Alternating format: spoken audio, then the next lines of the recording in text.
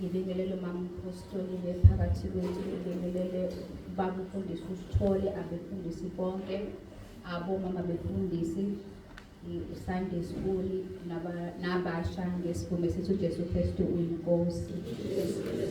Nami ngimangizolo uNkulunkulu bazalwane ngiphile ithuba. Ngizombonga kakhulu uNkulunkulu bazalwane ukuthi nami ngicela ngifinyelele kule ntaba yaJehova yakuyele esebhamshela. Bazalwane ngangisuka ekhaya lezwi, bazalwane ngingakwazi ngisho ukufunda iBhayibheli. Ngibonga uNkulunkulu bazalwane owaletha uMpostoli uMpostoli ukuthi nami mina ngangasazi bazalwane ukuthi isambulo sikuphi, ngangazi ukuthi uvele sisukuphi.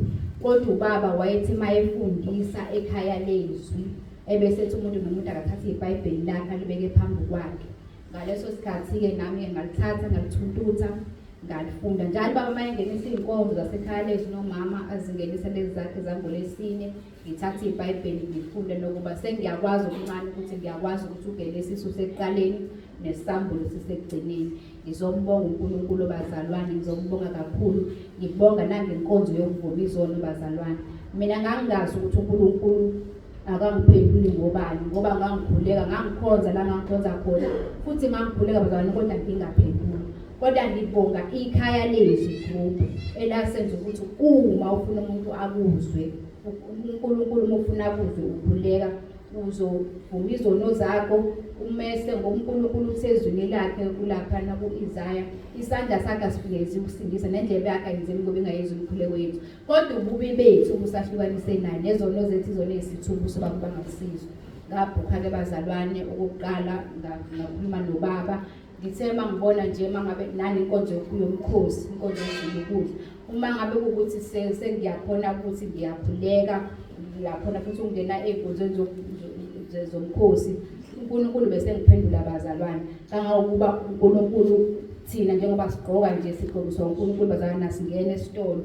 Thina mangabe sidinga into nomntwana siyakhala siguqe ngamadolo. Makuthiwa 21 days ekhaya lezwi siyangena, makuthiwa 7:14 siyangena ukuze uNkulunkulu akuzwe. Siyambonga kakhulu uNkulunkulu ngoba uMpostoli Apostoli nangokuthi ngifike kule ndawo yaseBhamshela branch bazalwane ngangazi kodwa ngasizwa ukuba uMpostoli wavuma kuNkulunkulu ukuthi akhulume naye ebese enza izwi lakhe nokuba sengila entabeni endlu kaJehova ngiyabonelele. Ngiyambonga uNkulunkulu uJesu Kristu inkosi.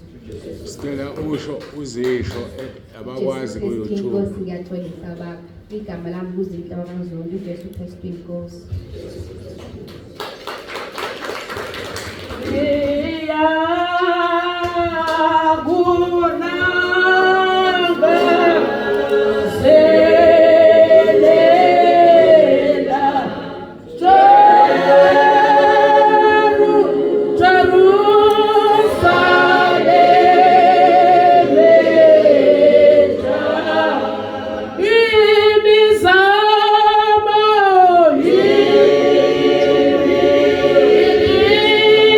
Sama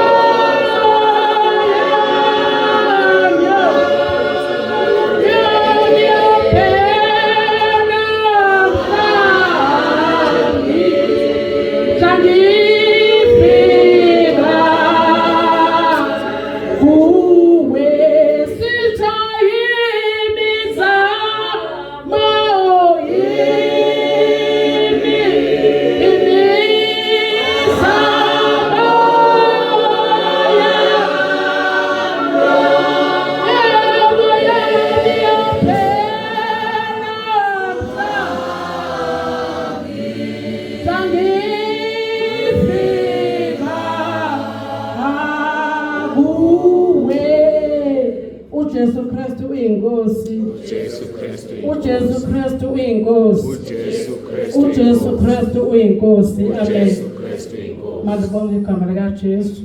Duduzile lowa kwamngadi umanqanani kana kwamngadi le intabeni zaseYemen ngaseshowe phansi kweshowe nempangeni siphathi naphathi lendawo akubonge igama likaJesu uJesu Kristu inkosi.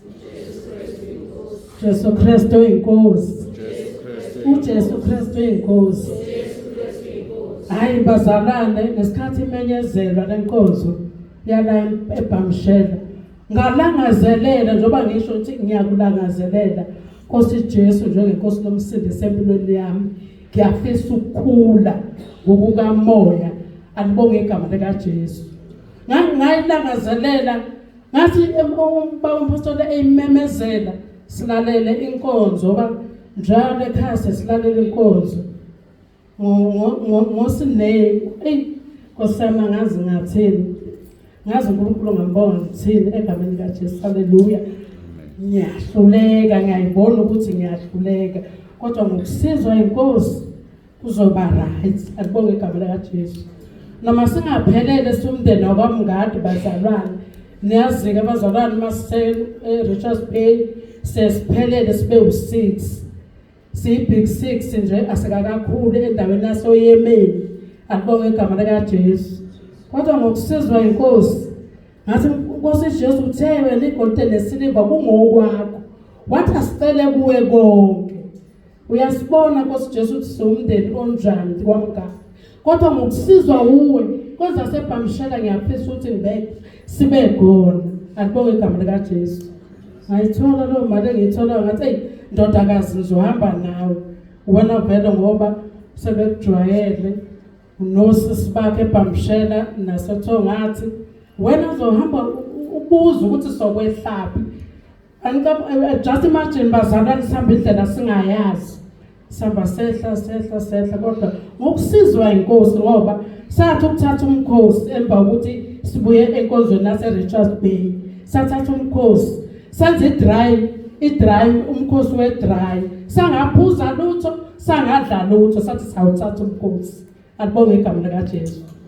Lapho uJesu Kristu afika bemuhle kumuntu kwani namasengezothi ngiyadiyazela wathi hayi ufike izwi lathi khuleka ngakhuleka bangcwele nga-strong sasadla ngakusasa ngolwesihlanu uzosasize la eBhamshela ngoba inhloso yethu bazalwane safuna nokuzosiza sikube nesandla esisifakayo sokuthi siyasiza nje.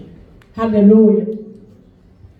Hayi bazalwane angazi ngaqalaphi ekuzokuphela 5 minutes angazi ngaqalaphi nje Nkosana leli igama lethu Nkosi uJesu Kristu inkosi lisebenzele kakhulu thina ekhaya kwamngadi siqala nje ukuzwa inkonzo emnandi bese ikhonza webazalwana mfuna ukuqamba amanga sijala ukuthi siphelele sijala ukuthi kuphelelisiwe kuthina kanti sisengozero sathi masiqala singene ekhaya lwezi umntwana esitshela ethi yazi wemama ngisacela ukufaka ekhaya lwezi wemama ukulalela inkonzo ngoba mama ngiyabona ukuthi ukukhule uyakuthanda ngangitshela ukuthi webazalwane kuphelele sasaqoka nezingubo zakhona kulelo bandla nobaba umngadi kanti akuphelele webazalwane kanti sasingakakhethwa uNkulunkulu thina saqokiswa abantu ababebona besithemba. Alibonge igama likaJesu kanti uNkulunkulu akukafiki. Alibonge igama likaJesu. Haleluya. Jesu Kristu inkosi bazalwane. uJesu Kristu inkosi. Nkosi yami siyabonga uNkulunkulu kuke kwaba nesimo esike sahlasela ubaba ngiyafakaza ngaleli gama lithi uJesu Kristu inkosi samhlasela webazalwane lesimo sithi semkhosini ka14 days waba nokuquleka nje sakhuleka nomntwana sithi uJesu Kristu inkosi uJesu Kristu inkosi sivuna namkhuleko kababa edesithumalela yona wavuka webazalwane sekusesithi cha kuphelile ngobaba angikwazi ungakuletha ukufakaza wabazalwane ngiphakamisa igama likaJesu ngiyamphakamisa kakhulu ukuthi lapha kwamngadi liyasebenza linamandla liyaphilisa. Alibonge igama likaJesu Kristu inkosi.